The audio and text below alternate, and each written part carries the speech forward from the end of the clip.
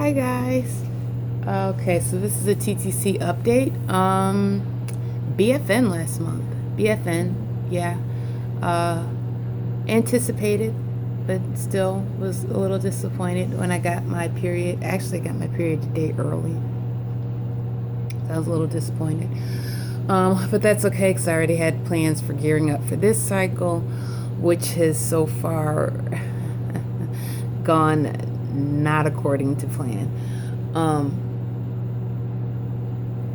And I think as it gets colder and in Rochester and the roads start getting worse, it's just not going to be a feasible time for us to try to keep on hitting these dates that I have assigned.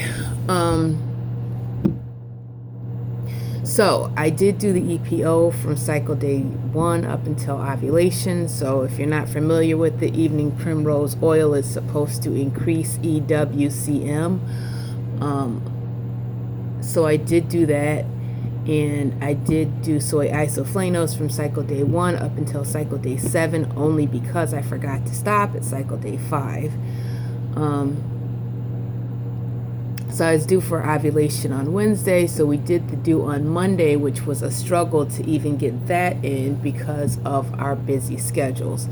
He is basically a plumber by trade, so he gets called randomly at certain times, kind of like on call all the time. So it makes it difficult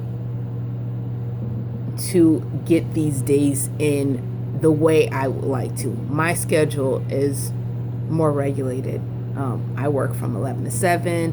I come home and do breakfast from 7:30 to like 8:30 is the latest that I'll have breakfast done for my son. So my schedule is very time sensitive. I'm a very time sensitive, regulated person, and I like it like that.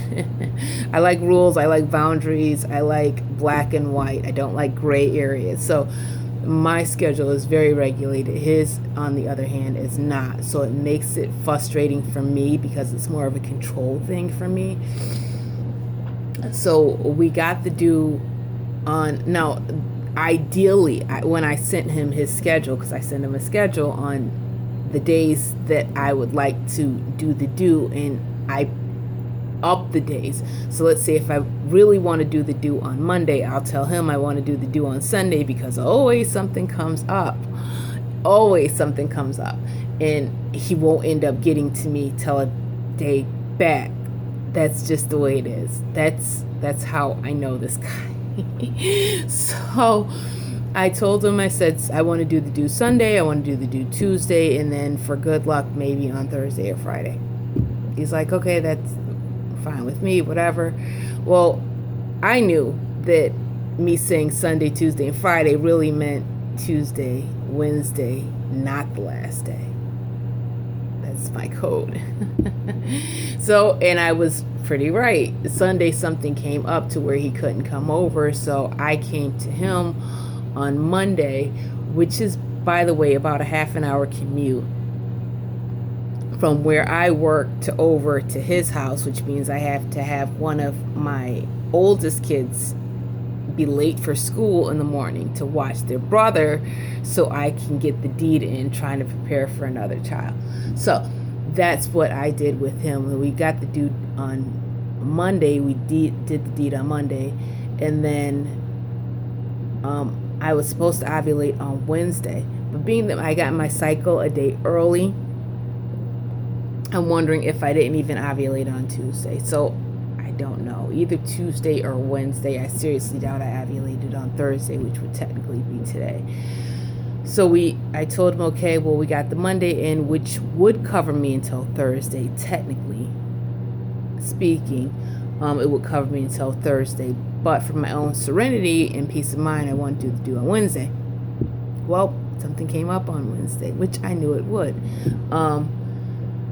I had to do some extreme banking on Wednesday morning when I got out of work. So by the time I was done with my banking and I was en route to his house, because of traffic and everything, I wasn't able to get there within the allotted time that we had. Like, we had a window of 20 minutes, literally.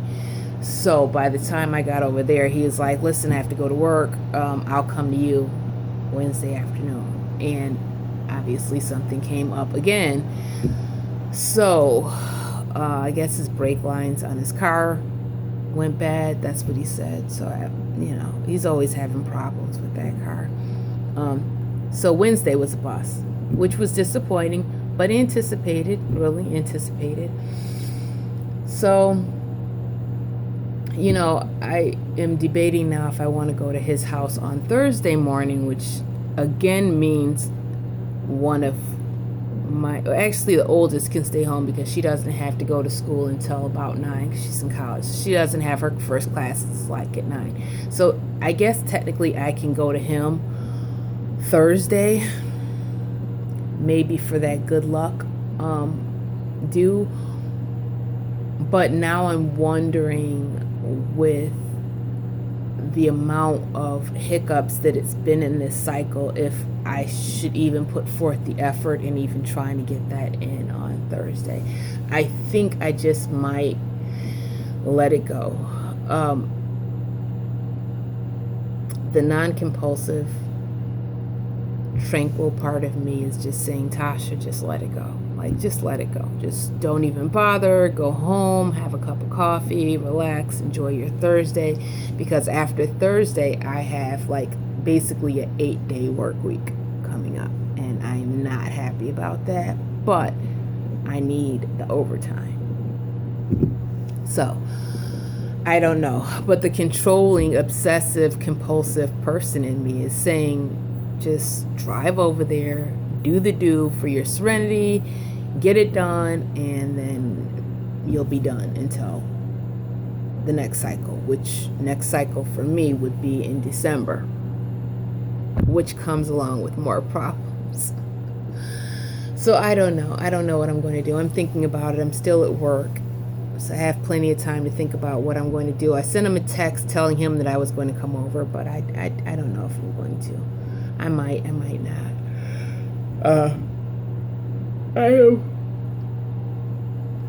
really feeling not even because I was feeling ovulation cramps Tuesday, which coincides with ovulating on Wednesday. So, and then today I was feeling like uterus contractions, if that makes any sense, which I know is premature because it would, obviously it's too early for any signs of implantation or anything, but it did feel like that. I don't know if it was even the evening primrose that was causing it, but it did feel, my uterus did feel a little weird today. So I don't know. I don't know what I'm going to do. I have time to think about it. And then as far as the next cycles, I don't know. I think I'm gearing up for just trying to put the this TTCing journey on hold until spring because of the weather we're going to be getting. And my next ovulation date will be December 25th, which is Christmas. Great. Maybe that's good luck. So my next ovulation date will be around Christmas, which more than likely for us is going to be snow, slick roads. So if I'm lucky, maybe I'll even be able to get one of those 3 fertile days that I have in. But realistically, I don't know with the weather and with his car. And then if, he starts balking about the driving, then I'm going to have to drive. And I don't want to start disliking him for his complaining, which he does a lot of. And I'm kind of getting to that point because it's like he complains about every little thing, just irrelevant things, like superficial things that I'm just like, really? Seriously, that's what you're whining about? Man up, dude, man up. Jesus Christ, stop crying. I mean, men are allowed to cry, but he whines. It's not even like a crying, like a sincere, my dog died, I broke my finger cry, I could understand. But the and that's what he Tasha, just this, and I can't ever get it. He just whines. I'm just like, oh my God, shut up, dude. Yeah, I have tolerance for him literally like one time a month. We are together for one sole reason, and that is to have a baby. That is the only reason why I've been hanging in this really basic relationship, is because I want another child, and he is a good donor and he is a good man. He's just, I am all relationshiped out. I have zero tolerance for adult babies in my life, and I have zero tolerance for trying to find a significant other that will defeat my stereotype of men in general right now, as the way it is right now. I have zero tolerance. I wouldn't recognize my soulmate if he stood in front of me right now and talked to me on my level, on my intellectual plane. I wouldn't even recognize him because I'm just so done. Like I'm just emotionally spent. Oh my gosh. So yeah, that was a little bit of information, TMI information. But on a positive note, a friend of a friend, actually, is it even, can I even really say a friend of a friend? An acquaintance of an acquaintance of mine told me that they were pregnant, which is good news, and I'm happy for her. And I'm hoping that that kind of rubs off on me, although we're not friends. We're cordial to each other, and we are civilized to each other, but we aren't friends, and I don't think we'll ever be friends because it's not that type of, we don't have that type of understanding. So that was good news. So I'm hoping that maybe that'll rub off on me. Last time I got pregnant, she got pregnant shortly after, so I had a son and she had a daughter. And then this time she is pregnant. She recently announced that she is pregnant. So I am kind of hoping that, hey, maybe that's good luck for you and you can recently announce that you're pregnant too. Not that we're doing this tit for tat thing, because, you know, I wanted a kid way before she announced she was pregnant, and I've been working on my baby to be for a while. Technically about 6 months now. This will be the 6th or 7th month. I'm trying to stay positive about that. Realistically, if you hit your fertile days, you have about a 20% chance of getting pregnant each month, which, if you think about it, 20% is really not a lot.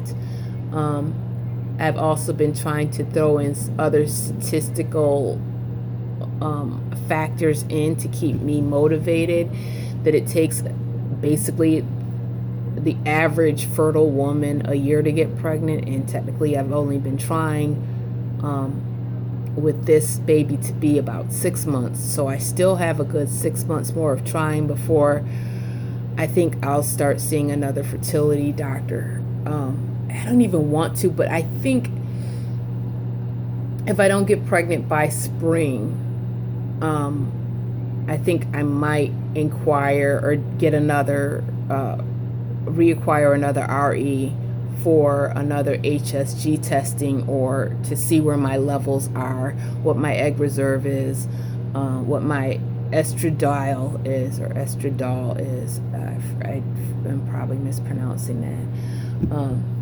So I might be doing that. What else did I want to say?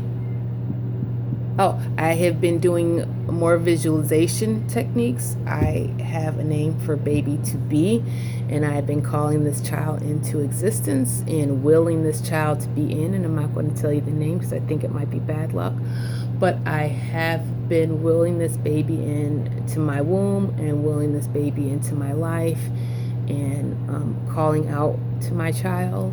So hopefully that technique will work. I did use that technique for William, and then William got here. Among other things, I'm pretty sure it was not just the willing part of the visualization part, but I'm pretty sure it was other factors.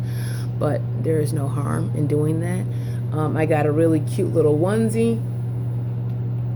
I went to the store to find the perfect onesie that I wanted for this child, one that I was drawn to, and I found a beautiful onesie at Babies R Us, and I have been, I don't want to say sleeping with it, but I have been sleeping with it, kind of like underneath my pillow type thing. And every night before I go to sleep, I've been calling out to my child to come to me. So I don't know if that sounds creepy or not, but that's what I did. And actually, I did that with William. With William, I was carrying around onesies in my purse. Yeah, the month he was conceived, I was seriously carrying around onesies. This was this, and I'm keeping it for keepsakes. This is really cute Gerber onesie that had, I think it was turtles on it, like turquoise and green turtles on it. That was just the cutest thing, and it had the cute little hat and the cute little booties, and I used to carry it around in my purse all the time. Yeah. And it's ironic because it was boy colors and I ended up having a boy. It wasn't even a pink onesie. So this time I am carrying around a really cute pinkish purple onesie. So we'll see. We'll see. Maybe it's mind over matter, and maybe I just need to be more positive and less negative, and maybe that's the reason why I haven't been able to conceive, among other things. Because I've been doing everything else, guys. I've been working on my egg quality and my timing and my, CM and everything. So I don't know. I do need to drink more water, because right now your girl is drinking ginger ale. I put fresh ginger in my ginger ale too, but I've been drinking ginger ale only because it's cold season and I don't want to get cold. And ginger is always a great thing to start putting in your body as it gets cold up here in Rochester. Ginger and extra vitamin C, if you can tolerate it. Too much vitamin C gets you nauseous, believe me. I was doing extra vitamin C tablets. In my one video, I said I was going to start 1,000 milligrams of vitamin C. That was way too much. I got sick to my stomach, and I didn't know if it was that one or the L-arginine, but it was the vitamin C that was getting me sick. So I toned it back to only 500 milligrams of vitamin C, and still doing 1,000 milligrams of the L-arginine, and still doing the selenium, which is, like I said in my other video, enzyme that's in Brazil nuts. Or would it be Brazilian nuts? I think it's called Brazilian nuts. Yes. So that's it. On a social note, we have been looking around at Christmas trees, but I'm worried about the needles, because Christmas trees don't have leaves. FYI, I don't know if you didn't know that, but Christmas trees don't have leaves, they have needles.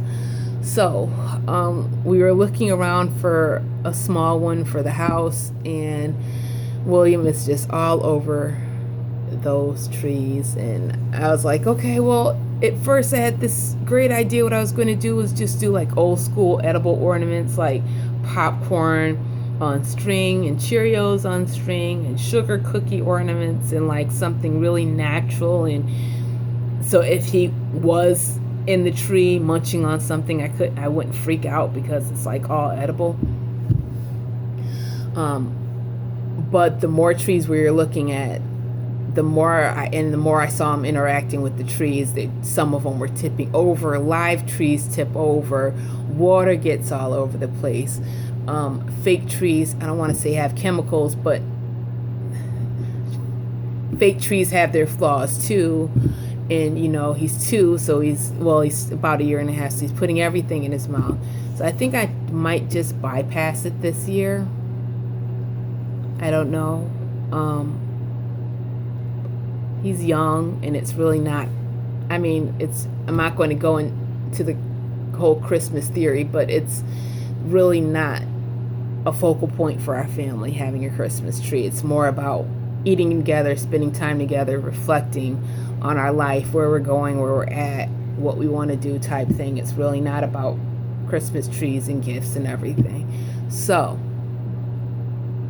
yeah.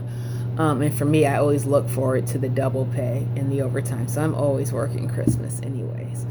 So I don't know. They have a Christmas tree up here at work. I might just bring him with me to work and then throw some toys underneath that and let him open up his gifts here like my other kids did about, geez, 10 years ago. I let my other kids do that, and I have pictures of them because I didn't want to set up a huge Christmas tree. And here at work, we have this really amazing Christmas tree. I used to bring them into work and just like shove little boxes underneath the tree and was just like, yeah, Merry Christmas. Oh, these are for you.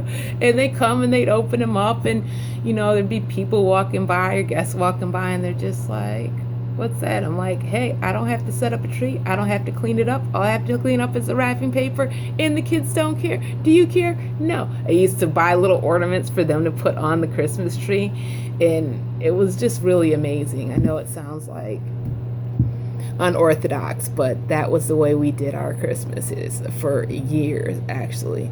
So I might just start that tradition with William. I mean, it's be easier. I don't have to worry about him putting ornaments in his mouth and everything else like that. So that's that on a personal note. Yeah, so that's it. So if you got your BFP last month, which I know some of you guys did, you need to leave a comment and let us know that you got your BFP. And if you didn't get your BFP and you're still in the race like I am and so many other mamas are, leave me a note and say that you didn't, and we will encourage each other. All right, guys, that is it for this video. I will make an update. I will put William in an updated video. He is getting fat. He is walking. And I will just do that soon. All right, guys. Bye.